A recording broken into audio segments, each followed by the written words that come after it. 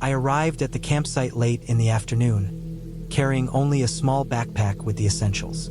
The trail had been longer than I expected, winding through dense pine and birch, the ground soft with last week's rain. The air was cool, the kind of crispness that clings to your skin and makes you feel alert, and the forest smelled damp and earthy. Sunlight slanted through the trees in sharp golden beams, catching on the moisture of the moss and making the shadows stretch in odd angles. I chose a small clearing near a bend in a stream, thinking the water would be convenient for drinking and washing. The stream was narrow but lively, the surface fractured by little ripples and broken branches. It made a pleasant sound, soothing in its constancy.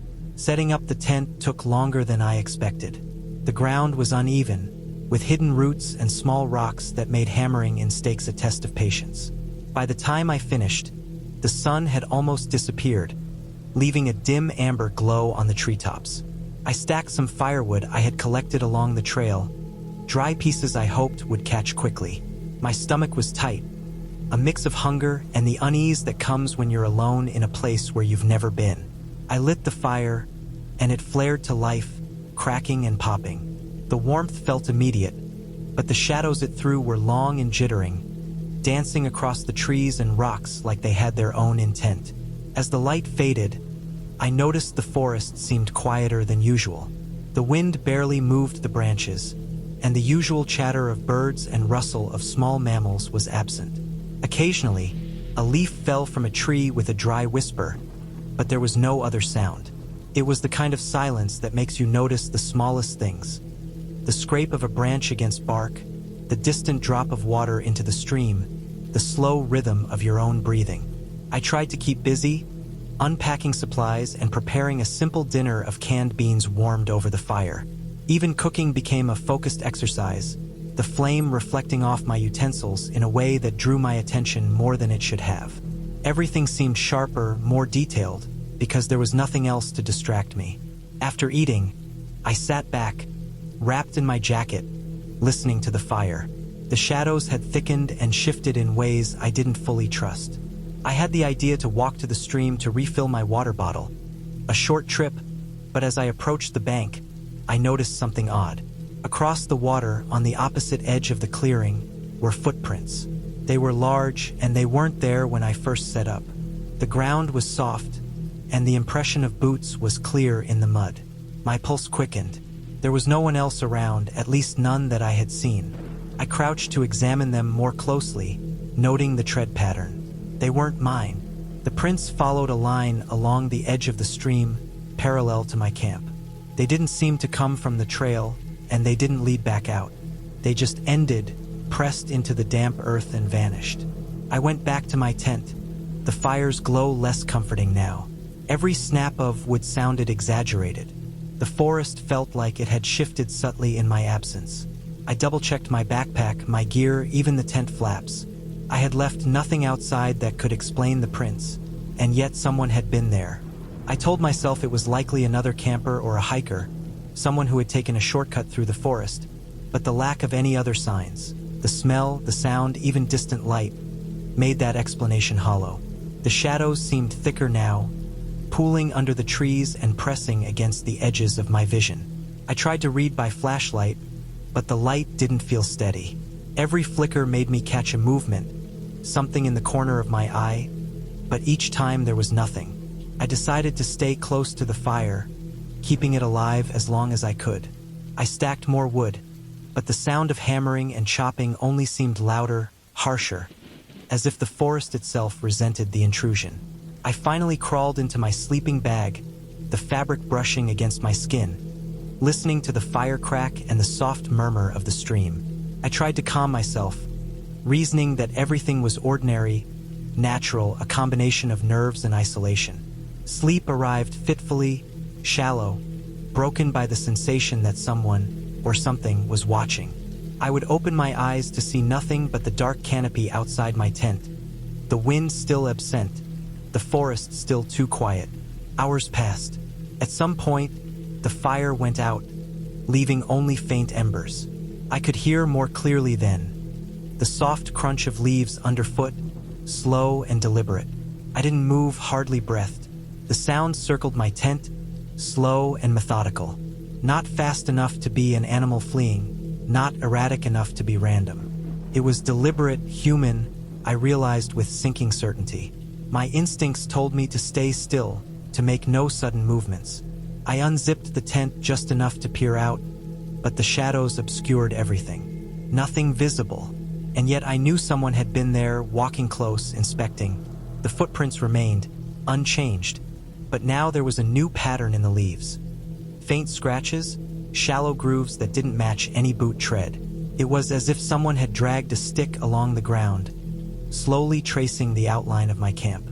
Morning came with the sun breaking the horizon in pale streaks of light. The forest looked ordinary again, harmless even. I checked everything carefully.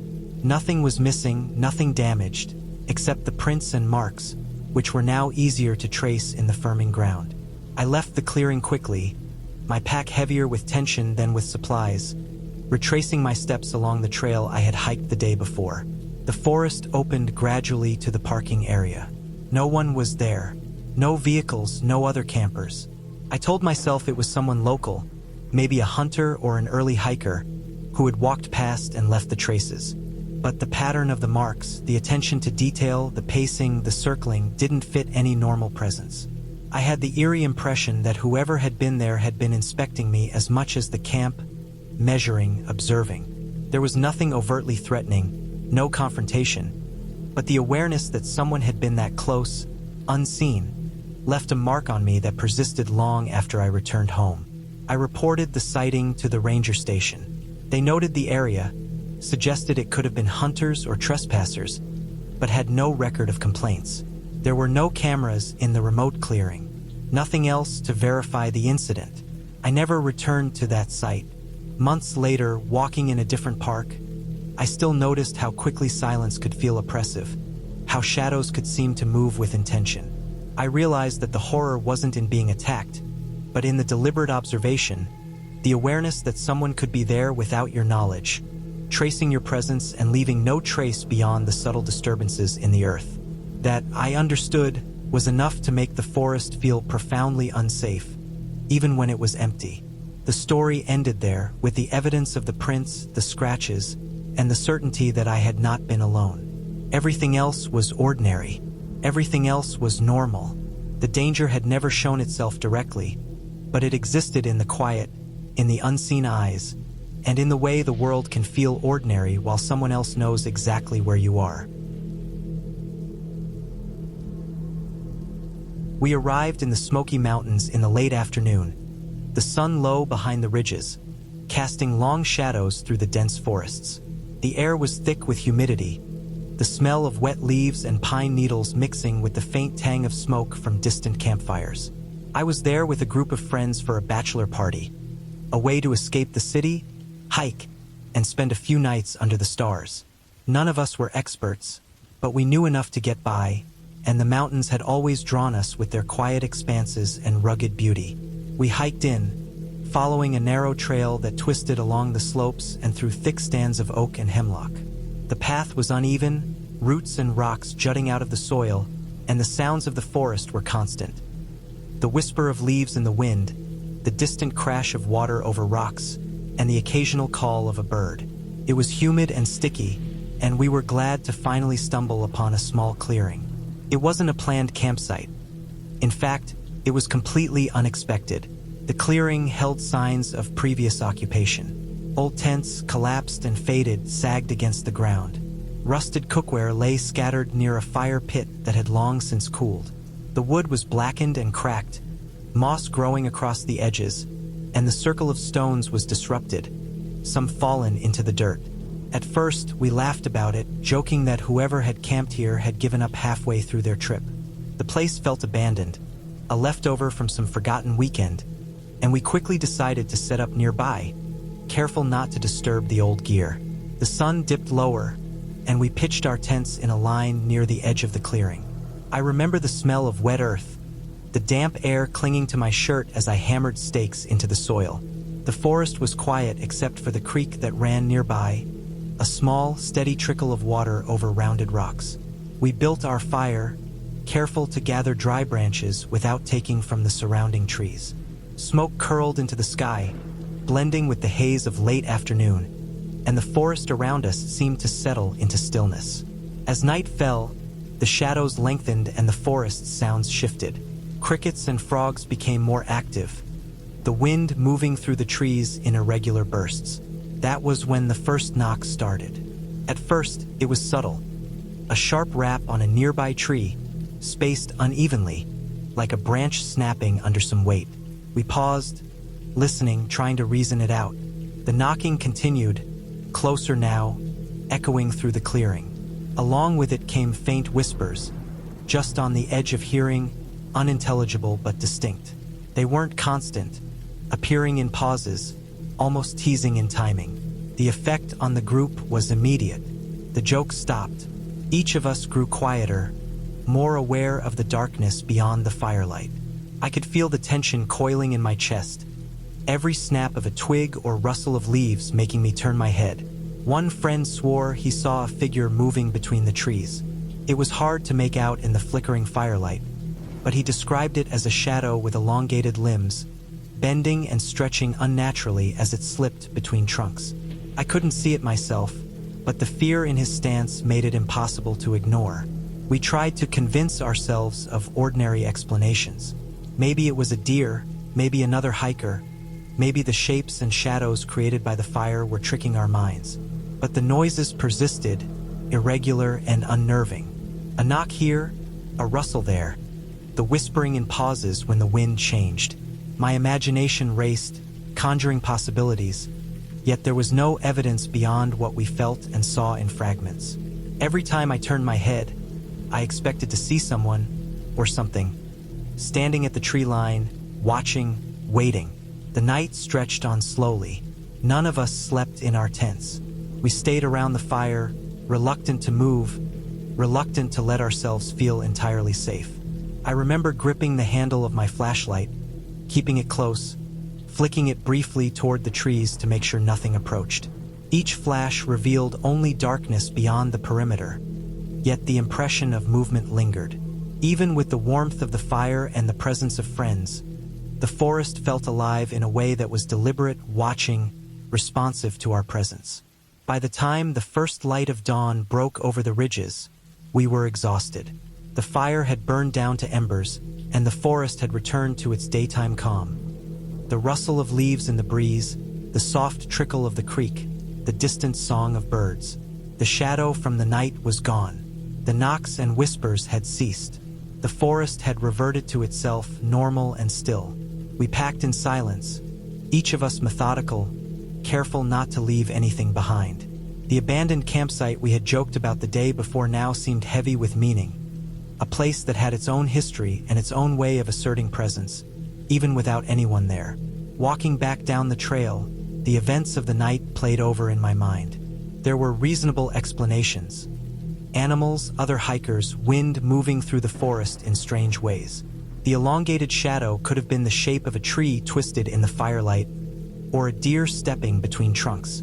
The whispers could have been the way the wind carried sound through the hollows of the mountain, mixing and reflecting off rocks and tree trunks to create echoes that sounded almost like voices. Yet even with these explanations, the experience left a lasting impression. There was a subtle caution in the way the mountains could unsettle perception, a reminder that isolation and darkness amplify ordinary things into fear.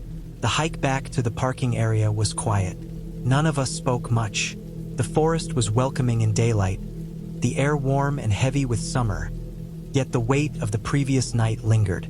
Each of us carried the memory differently, some of us imagining it would fade quickly, others noting how real the fear had felt, grounded in the simple facts.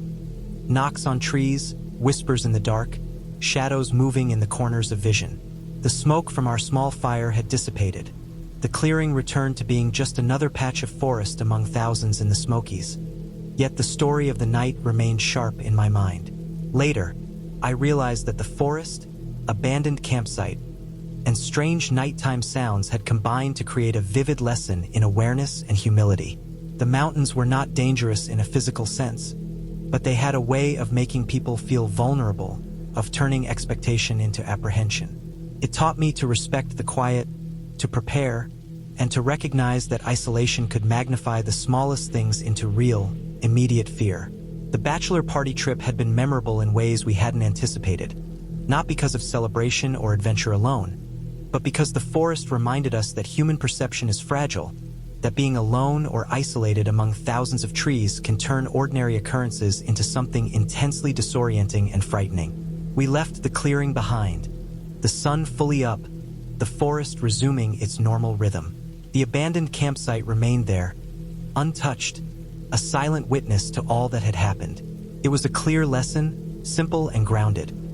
Wilderness can unsettle even in the company of friends, and fear does not need monsters or supernatural forces to feel real.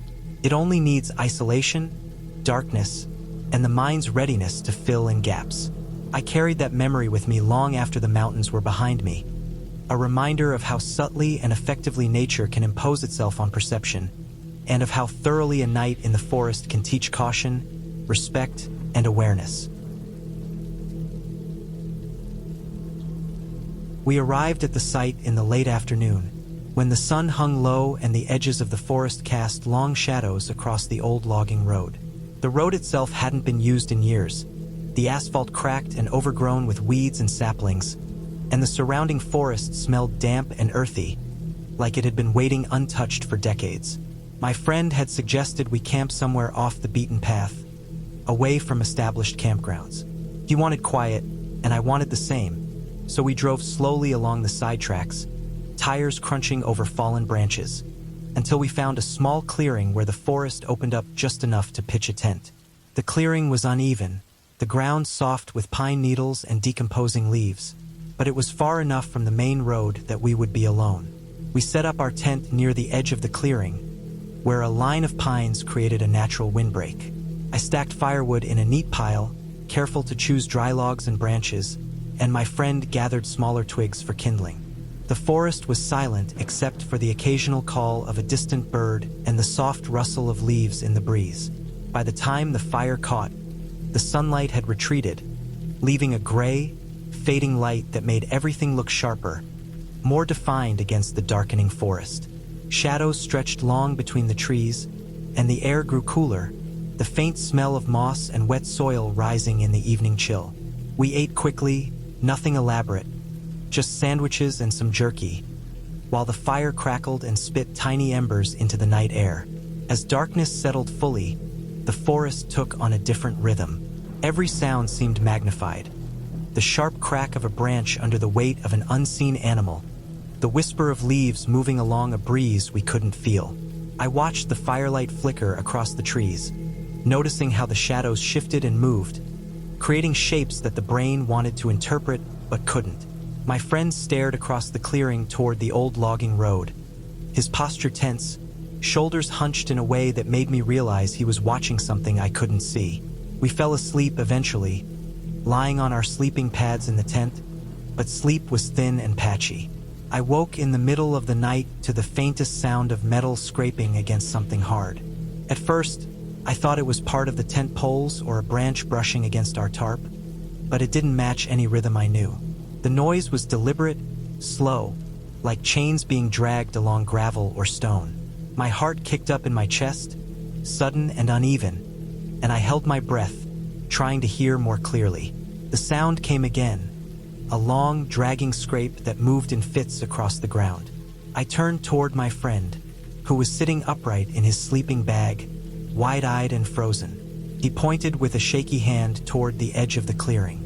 Through the narrow opening of the tent door, I saw a faint glint of reflective material, barely catching what little light remained from our dying fire. It was impossible to tell what it was at first, but it moved deliberately between the trees. My mind raced through explanations.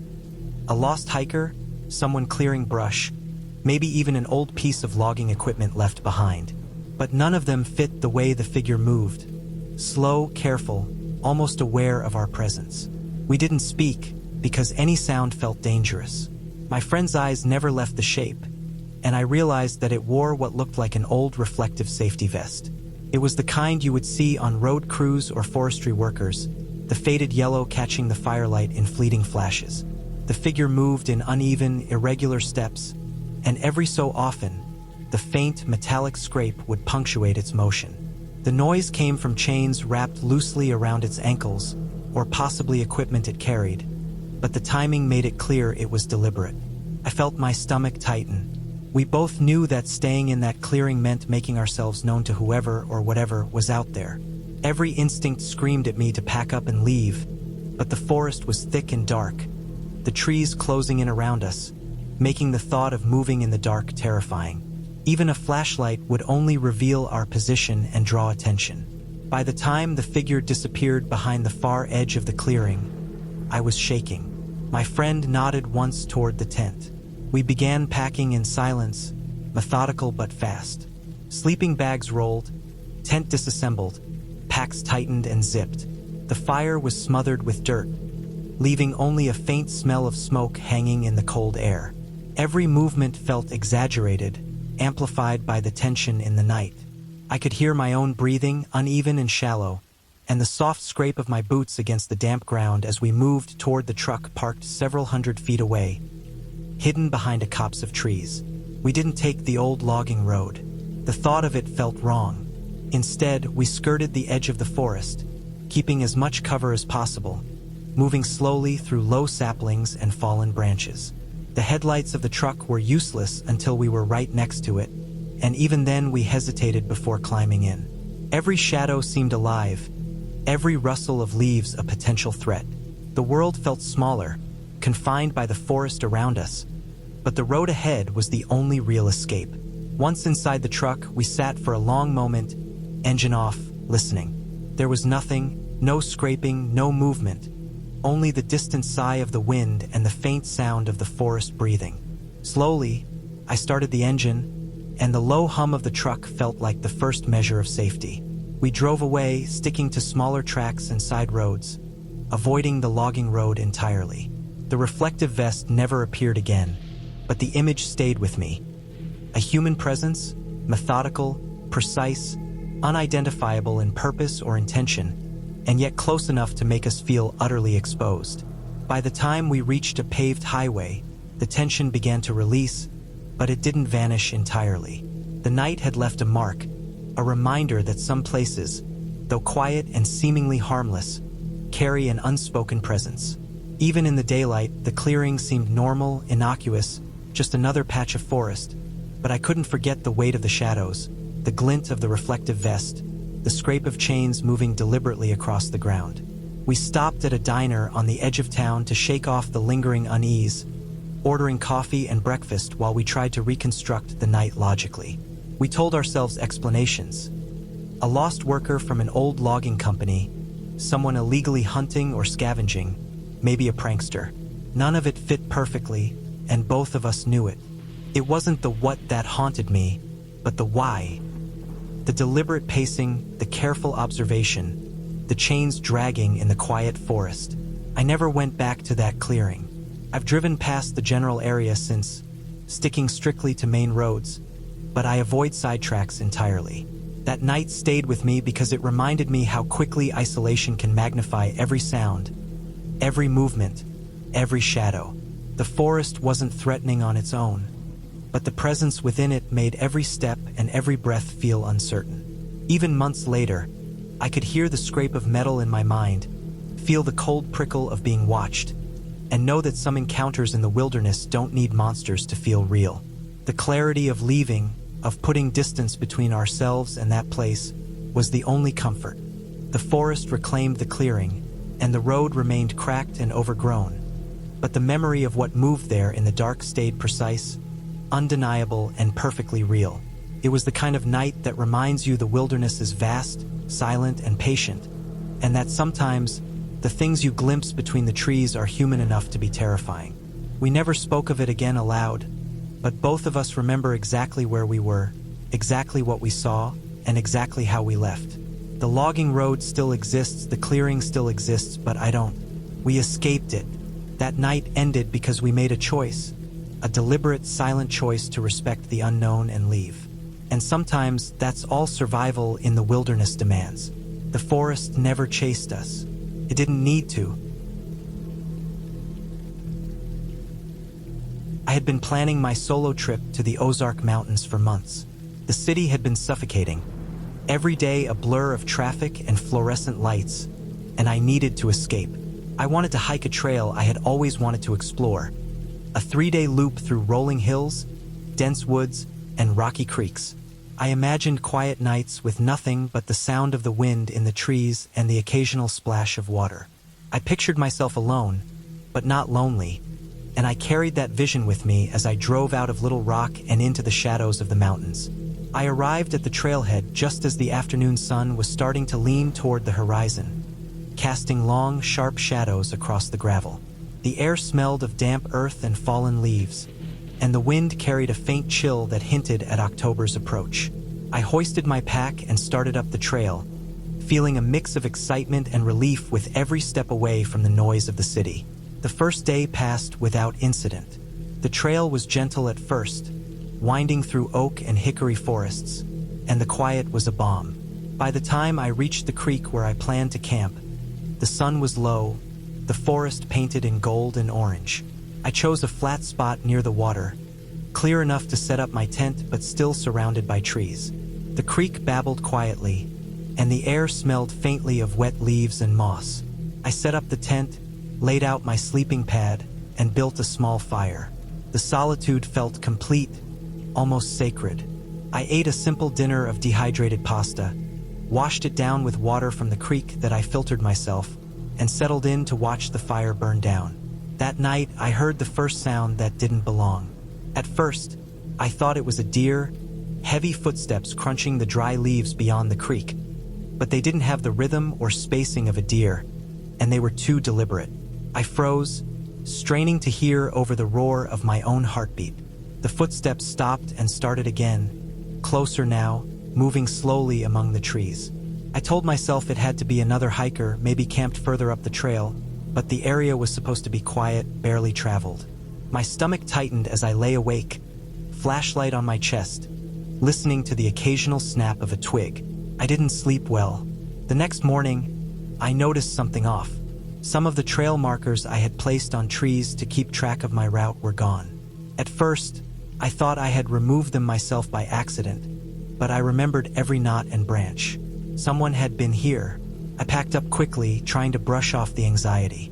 The forest looked the same as yesterday, yet every shadow seemed longer, every sound sharper. As I followed the trail, I kept my pack light and my pace steady, telling myself it was just caution speaking, nothing more. By midday of the second day, I realized something was wrong. The trail was unfamiliar. I double-checked my map and my GPS, but the landmarks didn't match. Small hills that should have been behind me were in front, streams that should have run parallel to the trail twisted in impossible angles. I started leaving small marks on trees again, hoping I could retrace my steps if I needed to.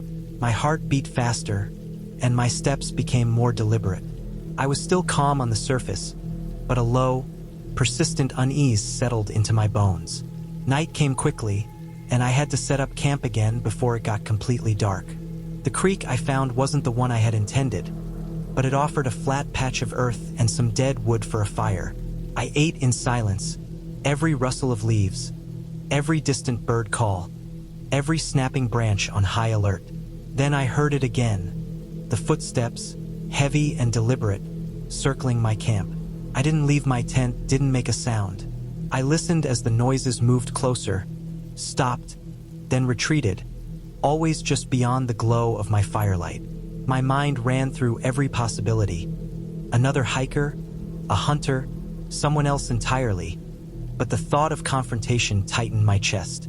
I didn't move until the fire had burned down to embers.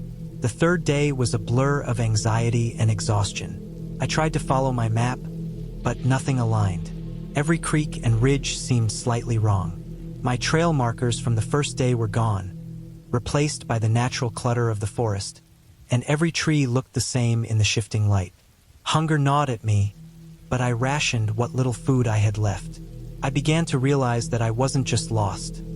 I was being manipulated, tracked, or at least observed.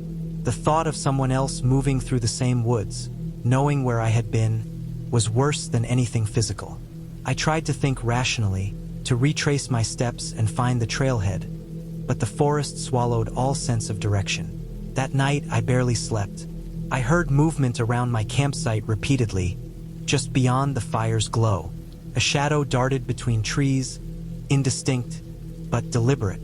I didn't leave the tent, didn't make noise, only lay still, listening to the snapping of twigs, the shifting of leaves, and my own shallow breathing. I realized I couldn't wait out whoever or whatever it was. I had to get out before night fell again. At first light, I packed my tent and set off with a renewed sense of urgency. I ignored the map and compass, instead following the creek downhill, hoping it would lead to a road or trailhead. The terrain was rough, rocky, and steep, but moving water was a constant I could trust. My legs ached, my shoulders burned from the pack, but the thought of being found, of being stalked, propelled me forward. Hours passed. I had no idea if I was moving toward safety or deeper into the wilderness. The forest remained eerily quiet, as if it, too, was waiting. Late in the afternoon, I heard the unmistakable sound of a vehicle. Heart leaping, I ran downhill toward the sound, shoving through underbrush and fallen branches. The dirt road appeared just as the sun was beginning to drop behind the ridges. A truck drove slowly past, and I flagged it frantically. The driver stopped, eyes wide, and I collapsed into the back, drenched in sweat and mud, shivering. I didn't speak until we were safely on the highway. My hands trembled, and my voice cracked as I explained where I had been. Later, at a ranger station, they told me the loop trail I had attempted was rarely traveled, and people occasionally got turned around by the confusing creek systems and ridge lines. There were stories of hunters setting up temporary blinds and leaving game calls, but they assured me nothing supernatural had ever been reported. The missing trail markers made sense. They were likely removed or knocked down by wind or animals. The footsteps I had heard at night could have been any number of things, but given how remote the area was, it was possible another person had been moving through the forest at the same time. The thought of being watched or followed remained unsettling, but at least it was explainable. The experience stayed with me long after I returned to the city. The Ozarks had been beautiful, haunting, and mercilessly disorienting. I had underestimated the wilderness, the quiet that could so easily become oppressive, the way isolation could turn every sound into a threat. I never went back to that trail, but I still think about it when I hear the wind in the trees or the crunch of leaves underfoot. I realize that solitude in nature isn't just about peace. It's also about vulnerability, and sometimes just surviving the night is the real measure of a trip. We drove deep into the mountains that morning, leaving the highway behind for a narrow, twisting forest road that seemed to disappear into the pines. The air was crisp, tinged with the scent of damp earth and pine needles, and the world outside the car felt smaller with every mile. We were 4 friends, all of us city people looking for a weekend away, something that would make the noise and pressure of our daily lives feel distant. By the time we parked, it was early afternoon, the sun low enough to cast long shadows between the tall, straight trunks of the pines. The grove we chose for our campsite was remote, far from any marked trails, with only the faint sound of a distant stream breaking the quiet. Setting up our tents was straightforward. The ground was soft with layers of fallen needles, and we cleared small patches of underbrush to create level areas. The smell of pine sap hung in the air, and a light wind stirred the tops of the trees, sending a soft rustle through the canopy. I remember the satisfaction of hammering the stakes into the soil, of feeling the tent fabric stretch taut and secure. The fire pit was dug carefully, surrounded by stones we carried from nearby, and we stacked a small pile of wood to last the night. Everything about the campsite felt deliberate, controlled, the kind of order that comes from preparation and caution. The afternoon passed slowly. We hiked a short loop around the grove, following faint deer trails and stepping over roots and rocks. The light shifted through the branches, dappled patterns on the forest floor, and I felt that uneasy kind of stillness that comes from being so completely surrounded by trees. As the sun began to drop, we returned to camp and built the fire. It crackled and glowed, sending warmth into the chill of the evening. Shadows stretched across the ground, and the forest beyond the glow of the flames grew dark and quiet. We ate, drank water, and tried to settle in, but there was a subtle tension none of us mentioned aloud. Around midnight, the first sign that something was off appeared. One of my friends, moving carefully near the edge of the firelight, froze and pointed toward the tree line. There were eyes, reflecting faintly in the dark, unmoving, watching us from the dense pines. At first, we laughed it off, convincing ourselves it was just a bear or deer, reflections from our flashlights, or a trick of shadows. The laughter felt hollow, but it eased the immediate tension enough that we went back to our tents. Sleep was slow to come. Every snap of a branch, every whisper of the wind through the needles, felt amplified, as if the forest itself were listening. Hours later, in the early morning, the sense of being watched became undeniable. I got up to check the fire, noticing that the pile of wood we had prepared had been shredded. Large chunks were missing, splintered as if something heavy had torn through them. I froze, scanning the surrounding darkness. The soft soil around the camp had deep impressions, wide and uneven, circling the tents in no clear pattern. They weren't animal tracks I recognized, nothing I had seen in guides or online forums. The grooves were deep, suggesting weight, but the spacing was inconsistent, like whoever or whatever had left them had moved unpredictably. I woke the others, and we huddled silently near the diminishing fire. The forest had grown colder, the wind cutting sharper against our skin. Every shadow seemed to twitch, every tree a potential hiding place. No one spoke, we didn't need words. The understanding was mutual. We weren't safe sleeping here, not while something had moved through the camp in the dark. No one moved toward the tents. We stayed near the fire, pack straps tight, knives and axes close, our eyes tracing the tree line for movement. Hours crawled past. Each sound was magnified. The occasional snap of a twig, the fall of a pine cone, the rustle of a branch. Each one sent a jolt through my chest. Dawn came slowly, the first pale light turning the pines into sharp silhouettes against the gray sky. We didn't eat. The fire was nearly out, and we packed our gear quickly, methodically, leaving nothing behind that could slow us down. Every step was cautious, the soft soil still bearing the impressions from the night, the shredded wood scattered like evidence of the previous hours. I kept scanning the tree line, noting the places where shadows seemed unusually deep, where gaps between trunks hinted at movement. But by the time we reached the edge of the grove, the tracks had faded, and the forest returned to its natural stillness. The impression of being watched remained, but the immediate danger had passed. As we walked back toward the main road, the tension slowly released. The grove behind us looked peaceful in the daylight, the pines straight and strong, the ground clean of debris beyond the shredded wood and the prints that now seemed almost unbelievable. It was over. Nothing followed us once we left the grove. Nothing approached the road. The strange prints and the destroyed firewood were the only lingering signs of the night. We didn't talk much on the drive home, each of us lost in our own thoughts, replaying the hours in the dark, trying to reconcile the fear with the safety we had regained. Later, I thought about what could have caused it. Bears were possible, but the prints were too large and irregular.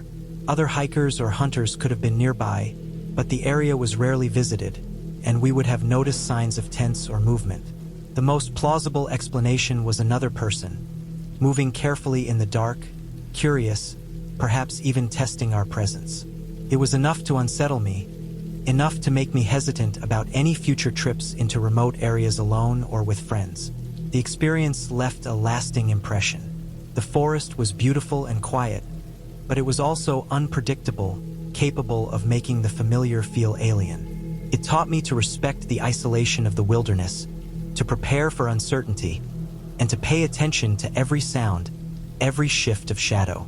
We never returned to that grove, and every camping trip since, I've carried the memory of those eyes in the dark, the shredded wood, and the deep, strange prints around our tents. The fear was real, grounded in what we saw and felt, and it was a reminder that the wilderness has its own rules, ones that can make even a simple weekend trip feel dangerous when ignored. By the time we reached the highway, sunlight fully breaking through the trees, the relief was complete but quiet. No one spoke for a long stretch, each of us absorbing the night in our own way. We stopped at a diner for coffee and sandwiches, trying to return to normal, but the image of that grove, the feeling of being watched, lingered. It was a story we would tell later, carefully, leaving out some details, but the memory remained sharp. I realized that even in daylight, even surrounded by the safety of civilization, the forest had left its mark on us, a reminder that some places are not meant to be tamed, and that the smallest oversight in preparation or awareness could turn a weekend trip into something far more unnerving than expected. I arrived at the trailhead late in the afternoon, the sky heavy with gray clouds, the air smelling of wet soil and pine. I had planned a solo fishing and camping trip for weeks, craving quiet and the kind of isolation that comes from leaving the roads and towns behind. My truck rumbled down the dirt road that led deeper into the forest, tires crunching over loose gravel, until I came to a fallen tree blocking the path. The branches were thick and heavy, impossibly twisted, and there was no way to move them without hours of work I didn't have the energy for. I parked, slung my backpack over my shoulders, and started hiking in, following the narrow path that veered around the blockage and wound through thick woods. The trail was rough. Roots jutted from the earth at strange angles, slick with rain from earlier in the day, and rocks scattered across the path made each step deliberate. The forest closed around me, the canopy thick enough that light barely reached the ground. Moss and ferns grew along fallen logs, and the air smelled faintly of decay and damp wood. I kept the lake in mind, a small, unnamed body of water I had seen on old maps, hoping it would offer a flat area for camp and a quiet place to fish. After nearly 2 hours of hiking, the trees opened slightly, and I found it. A small, still lake, the surface gray and mirror-like under the fading light. I set up my tent near the shore, close enough to hear the water, far enough from the trees to avoid low branches and roots. The ground was soft but firm, covered with a thin layer of needles and leaves. I unpacked quickly, laid out my gear, and gathered a few sticks for a small fire. The smell of damp pine mixed with the faint smoke as I lit it, and I set up my fishing rod, casting a line into the still water. The lake was quiet except for the occasional splash of a fish or the rustle of leaves in the wind. It was the kind of calm that makes the forest feel vast and empty, stretching endlessly in every direction. The first hours of night were uneventful. The fire burned low, crackling softly. I fished quietly, enjoying the solitude, the rhythm of the line and the occasional tug from beneath the water. In the distance, the trees blurred into darkness, and the lake's surface reflected the stars, though clouds occasionally drifted across the sky. I told myself I was alone, the only presence in the forest, and that feeling was both comforting and uneasy. The night stretched, and the sounds of wildlife grew. Crickets, frogs, and distant rustles created a subtle symphony, and I reminded myself that these noises were normal, expected. Around midnight, something changed. I heard splashes in the water near the shore. At first, I thought it was fish, large carp or bass moving close to the surface. The movements were slow, deliberate, too controlled for fish. Ripples formed shapes that didn't make sense, long and irregular, moving against the current, disturbing the reflections on the water in ways that seemed impossible. I froze, watching, trying to rationalize. The forest was quiet beyond the natural sounds, the only movement coming from the lake itself. I strained to see through the darkness, scanning the shore and the water, my flashlight at my side in case I needed it. Minutes passed. The splashes continued, slow and irregular, and a knot of unease tightened in my chest. Every instinct told me to leave the water alone, to stay put, but the ripples persisted, creating patterns that defied normal explanation. I considered possibilities. An animal moving through the shallows, someone else fishing or camping further along the lake. None of them made complete sense. The shoreline was narrow, and there were no other lights or sounds. I realized that no one could have been approaching without making more noise in the forest. The water itself became the source of tension, the unseen movements magnified by my isolation and fatigue. I didn't sleep. I sat in the tent with the flaps closed, listening to the occasional splash, the faint creak of the trees, the subtle wind moving through the canopy. Every sound was magnified in the stillness, every ripple and rustle a potential threat or explanation. The mind starts to race under those conditions, imagining shapes and figures in the shadows, projecting intentions onto the unknown. I kept my flashlight within reach, my pack ready, and every sense alert. The lake seemed to stretch endlessly in the darkness, a gray mirror reflecting nothing and everything at once. By 4 a.m, I couldn't take it any longer. The fear wasn't of anything supernatural, but of the unknown, the uncertainty of movement in the water that I couldn't explain. I packed quickly, stuffing gear into the backpack and securing the tent, my hands trembling slightly from tension and adrenaline. The forest was still quiet beyond the splashes, the sky just beginning to lighten with the first hints of dawn. I followed the path I had hiked in on, each step deliberate, boots crunching over wet leaves and roots. My mind remained on the lake, on the strange ripples and splashes, wondering if I would have seen anything at all in daylight. The hike out was exhausting. My pack felt heavier than before, my legs stiff and sore. I stayed alert, scanning the forest constantly, every shadow and movement drawing my attention. When I finally reached the fallen tree blocking the road, relief washed over me, though the tension lingered. I loaded my gear into the truck and sat for a moment, breathing heavily, listening to the normal sounds of the forest around me. Birds calling, wind through the trees, the distant murmur of the lake beyond the ridge. The fear had faded with distance, but the impression of that night, the unknown in the water, stayed. Driving back, I thought about how the mind can exaggerate ordinary things in isolation. The splashes could have been a deer moving through the shallow edge, fish disturbing the surface in unusual patterns, or even logs and debris shifting with the wind. All plausible explanations, yet none of them fully reconciled the fear I had felt. I realized that fear doesn't require a clear threat. It only requires uncertainty, isolation, and the sense that something is moving just beyond comprehension. By the time I returned to civilization, daylight fully breaking through the trees, the forest behind me seemed harmless and ordinary. The lake would remain as it had been, still and quiet, likely hosting fish, logs, and occasional wildlife. But the memory of the night stayed with me, a reminder of how solitude and darkness can amplify perception, how ordinary elements can become unnerving when taken out of context. The trip had been intended as peaceful, a retreat to nature and quiet reflection, yet it became an unexpected lesson in vigilance, awareness, and the fragility of perception in isolation. I haven't returned to that lake since. Even in daylight, the memory of those ripples and the slow, deliberate movements in the water remain vivid. The forest itself hasn't changed, and likely nothing there was abnormal or threatening, but the experience has stayed with me. It's a clear example of how real fear can arise from ordinary circumstances, grounded entirely in the environment, human perception, and the unknown. The lesson was simple, uncomfortable, and enduring.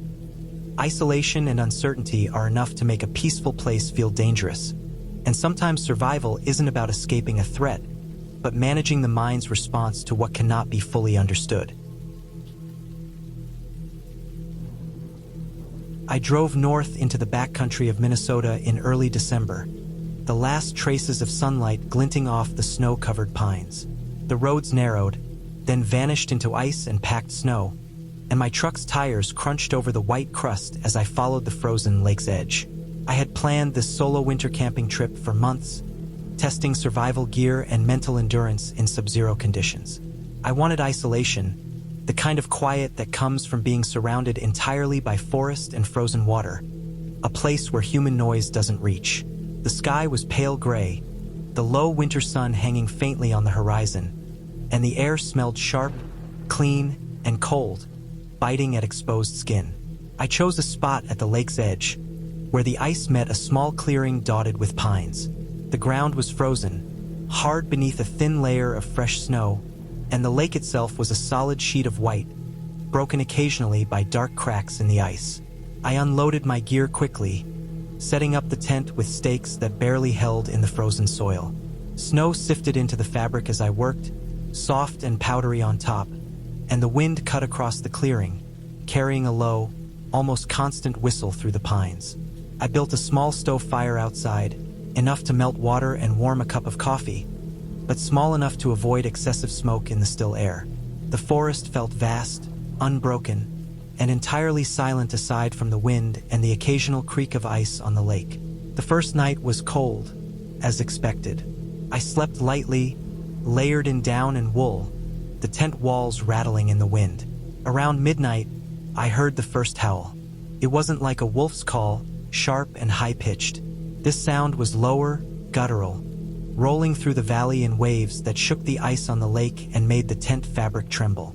It carried across the frozen expanse, echoing off distant ridges and tree lines, and it didn't stop. I could hear it, again and again, a steady, unrelenting presence that seemed to come from somewhere unseen in the trees or across the ice. I gripped my rifle and unzipped the tent flap slightly, scanning the darkness with a flashlight. The beam cut through the night, reflecting faintly off the ice, but I couldn't see anything. No movement, no figure, no sign of life beyond the occasional flurry of snow falling from a branch. I told myself it was an animal, maybe a wolf or a pack of wolves far enough away to sound distorted. But the depth and resonance of the howls didn't match anything I had ever heard in the forest. They weren't fast or urgent. They were slow, deliberate, and rhythmic, filling the valley in a way that made the landscape feel alive and aware. Hours passed with the howls continuing. I stayed awake, keeping the rifle close, listening. Every snap of a branch, every small crash of ice settling, felt amplified, threatening. The temperature dropped steadily, the wind rising in gusts that sliced across the clearing. My fingers grew numb despite gloves, and my breathing formed mist in the cold. I checked the tent, the stove, my survival gear, anything to reassure myself that I was prepared. The forest beyond the tent remained dark, and the lake's surface reflected nothing but gray ice and the faint glimmer of stars. Dawn arrived slowly, the gray sky lightening in pale shades of blue and white. I unzipped the tent carefully and stepped outside. The forest seemed calm. The wind softened, the ice still solid and unbroken except for my own footprints. But my breath caught when I saw the snow around the tent. There were footprints, large and deep, circling the tent in irregular patterns. They were unlike any human tracks, too wide, with a shape that suggested weight and depth I didn't recognize. The prints had a staggered, uneven spacing, as though the walker had moved cautiously, testing the ground. I examined them closely, tracing them with gloved fingers. There was no other sign of disturbance. No broken branches, no discarded items, nothing that indicated anyone had been there physically other than these tracks. I considered all possibilities. Perhaps a hunter, far enough away that I never saw him, had walked near the tent in the night. But the prints didn't match any boot or shoe I had ever seen, and the spacing was inconsistent. I thought about wildlife, moose, bear, deer, but none of those move in such a careful, deliberate circular pattern. The prints were unnerving, a clear sign that something had moved close, testing my camp, observing me without revealing itself. The howls from the night made sense in retrospect. They could have been an animal unfamiliar to the area, distorted by the valley's acoustics and the ice. Yet the combination of sound and tracks left an impression that was hard to dismiss as ordinary. I packed the tent and gear quickly, methodically, scanning the treeline and the frozen lake constantly. The forest was brightening as the sun rose, pale light reflecting off snow and ice, but I stayed alert, cautious with every step. I moved downhill toward the truck parked along the forest road, careful not to disturb the snow beyond my own footprints. The clearing behind me looked calm, untouched in the daylight, yet the memory of the night, the howls, the guttural echoes, and the strange footprints remained vivid. Driving back along the frozen roads, I thought about the isolation and perception in winter conditions. Darkness and silence can transform ordinary sounds into something threatening, and the forest can feel much larger and more deliberate than it is. The combination of night, temperature, and anticipation can make every creak, every gust of wind, every animal movement seem more purposeful than it truly is. I had been alone, well prepared, but the experience reminded me that even in survival scenarios, the mind is as much a factor as the environment. Later, I revisited the area in summer with friends, hiking to the same clearing. The tracks were gone. The snow melted. The ground returned to earth and leaf litter. The lake was calm. The forest quiet, unremarkable. Nothing had changed physically, yet the memory of that night remained sharp.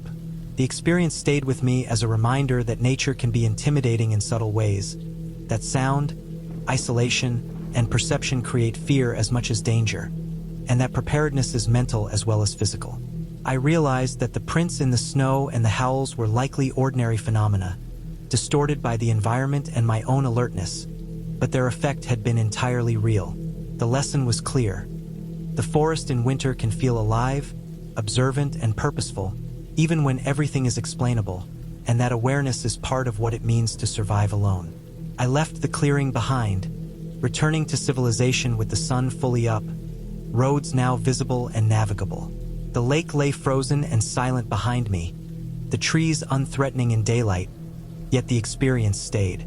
I would remember the howls, the snow, and the circling footprints as a test of my vigilance, a reminder that winter camping requires respect, careful observation, and a recognition of how profoundly isolation shapes perception. The forest had been real, the threat unconfirmed, and the lesson enduring. I had been hiking all afternoon through the dense forest, following a trail that wound alongside a narrow creek. The path was slippery with moss and wet leaves from recent rain, and the air smelled of wet pine and earth. The forest was quiet, apart from the occasional rush of water and the distant cry of a bird, and I felt the weight of isolation settle over me as I moved deeper into the trees. By the time I reached a clearing near a waterfall, the sun was low, casting a golden haze across the mist rising from the cascade. The waterfall wasn't large, but it was wide and powerful enough to fill the clearing with a constant roar, the water striking rocks and sending up fine droplets that clung to my jacket and hair. As I started to unpack my small pack to set up my tent, I noticed someone else already in the clearing. A man was kneeling near a fire pit, arranging kindling. He had a lean frame, wearing a worn jacket and a battered hiking backpack, and there was a familiarity to the careful way he handled his gear, like he had done this many times before. When our eyes met, there was an unspoken acknowledgement, a brief exchange of smiles that felt easy in the quiet forest. Without words, I understood the implication. There was room to camp, and perhaps it was safer to share the space than to set up alone. I moved my pack closer, setting up my tent a few feet away from his. He worked methodically, striking flint to spark the fire until it caught, flames licking the damp air and warming the clearing with a faint smell of smoke and pine. The roar of the waterfall was almost comforting, a constant rhythm against the silence of the forest. By the time the fire was steady, I had my tent up and my sleeping pad arranged inside. My pack lay open beside me, food and gear spread out in careful order.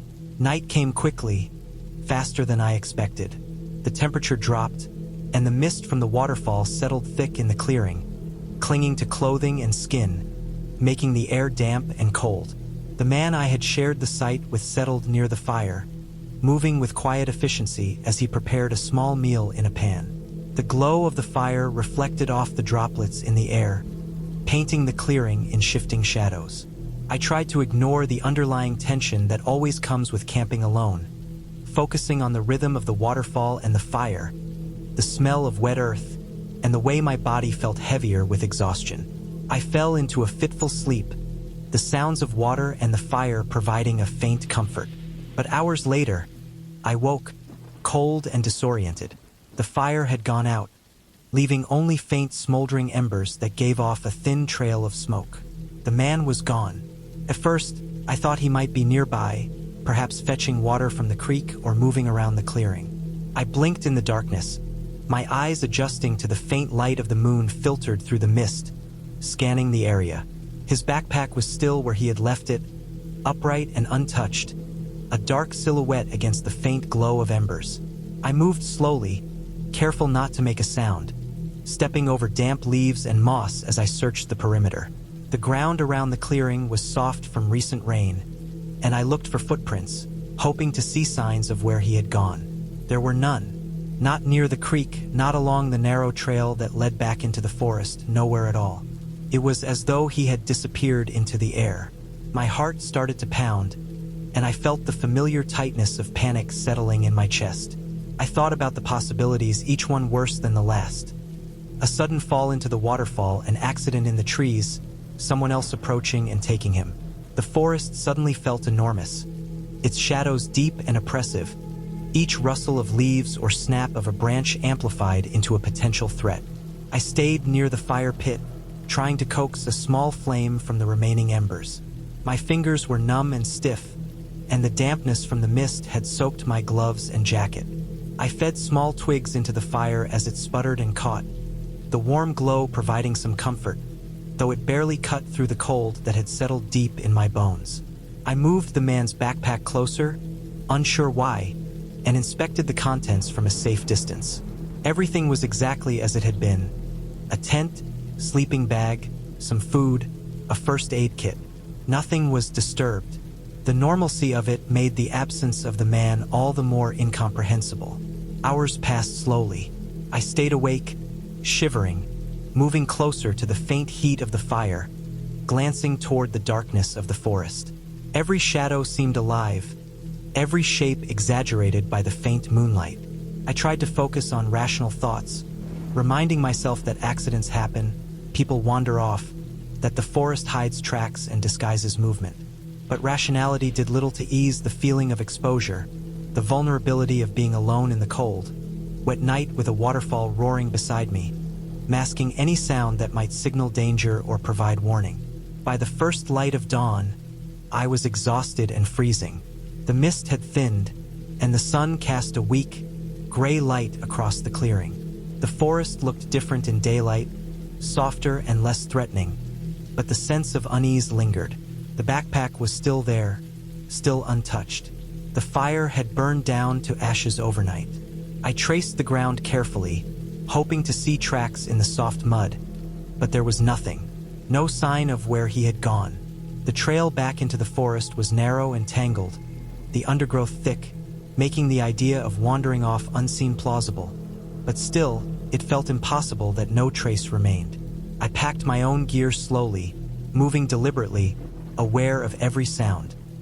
The whistle of the wind through trees, the drip of water from leaves, the steady flow of the waterfall. When my tent was down and my pack secured, I took one last look around the clearing. The backpack was the only evidence of his presence, upright and undisturbed, the surrounding earth undisturbed. It was as if he had been here one moment and vanished the next. I left the clearing cautiously, sticking to the trail and keeping my eyes on the surrounding forest. The waterfall's roar faded behind me, replaced by the rustle of leaves and distant bird calls. The forest gradually opened to the main trail, and by mid-morning I had reached a junction where I could see other hikers moving along the path. I explained what had happened to the first ranger I found, and a search was organized for the area, though the dense forest and rocky terrain made it difficult. Days later, nothing was found. No tracks, no signs of the man, not even the faintest indication that someone had moved through the clearing or along the creek. It was impossible to conclude anything definitively. He could have slipped, wandered off, or decided to leave for reasons unknown. There were no witnesses, no evidence beyond the absence itself. Even now, I remember the way the clearing looked at night, the smell of wet pine and moss, the sound of water crashing over rocks, and the small, precise details of his backpack, upright and untouched in the dark. The experience left me with a lasting caution. The forest is vast and quiet, but the absence of evidence does not mean the absence of risk. People can vanish in ways that defy expectation, leaving only questions and the stark, unsettling clarity that survival in the wilderness sometimes depends on nothing more than the careful choices you make and the attention you pay to every sound and shadow. I never camped near that waterfall again. The trail remains open, the forest unchanged, but the memory of that night lingers sharply, the reminder of how quickly an ordinary evening can become one of uncertainty and fear. The disappearance was never solved, and the unanswered questions are part of the lasting imprint it left on me. A lesson in caution and awareness that I carry on every hike, every night in the forest, and every camp I set up in the quiet, unmapped spaces of the wild.